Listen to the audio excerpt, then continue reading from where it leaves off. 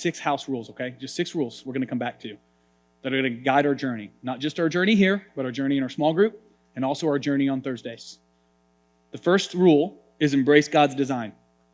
We have to embrace it. You know what an embrace is? Give it a big old hug. Don't be timid. Don't be shy. Give it a big old hug. Proverbs 24:3 says, a house is built by wisdom and is established by understanding. By knowledge, the rooms are filled with every precious and beautiful treasure. How many of you want precious and beautiful treasure in your home? There's a catch and a requirement. It has to be built by wisdom, not microwaved by experience. Listen, I love Tostino pizza rolls like the next guy, okay? But that's way different than a filet. Would you not agree? If you're in here and you're a vegetarian, you're missing out. But go ahead, more for me. It takes time.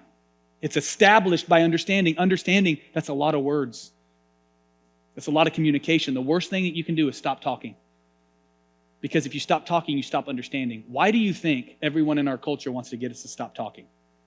Why do you think our founders, who, by the way, were founding our nation on Judeo-Christian principles, they were and did, why do you think the very first right they said was freedom of speech? Because if you can't talk, you can't understand. And we have a culture that just can't talk to each other, so you can't understand. Ground rule number 1, we have to embrace God's design. God's design takes time. Anything great you build in your life, anything great, time. It takes time. Next, don't think like a consumer. Now, I love being a consumer. It's perhaps one of my favorite things to be. But it won't work in family. A consumer says, I deserve the highest value for the best possible price. A consumer says, the customer is always right. A consumer says, if I don't get what I want, I'll take my business somewhere else.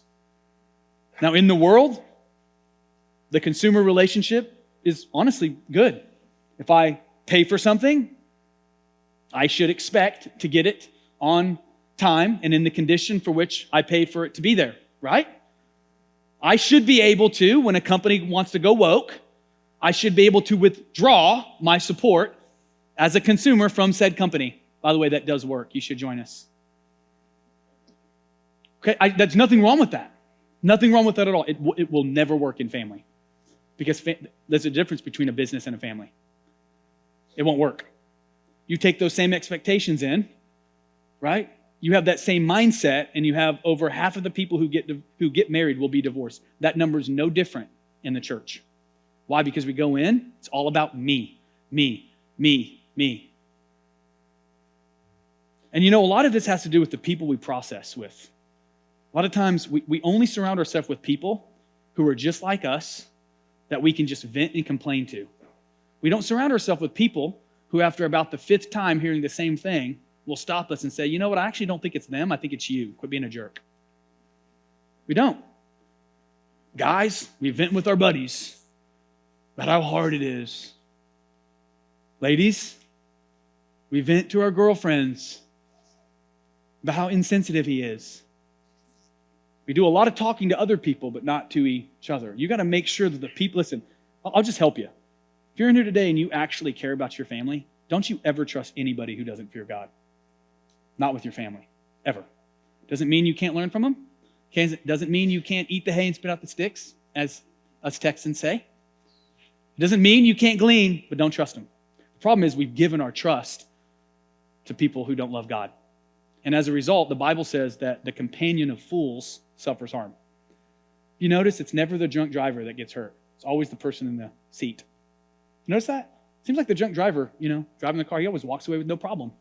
But it's always the companion. It's always the people in the seats next to him that die. The same thing happens when we trust people who don't love God. That's important. Surround yourself with good, godly people. The wounds of a friend are trustworthy, but the kisses of an enemy are excessive. Next, discern the difference between personality and personal growth. Know the difference between where you're starting from, your personality, and what growth looks like.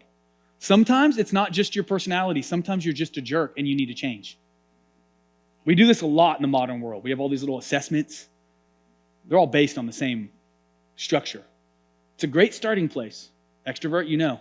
Triggers, you understand. There's some things you can learn, but not so that you can stay there and use them as an excuse, but so that you can grow.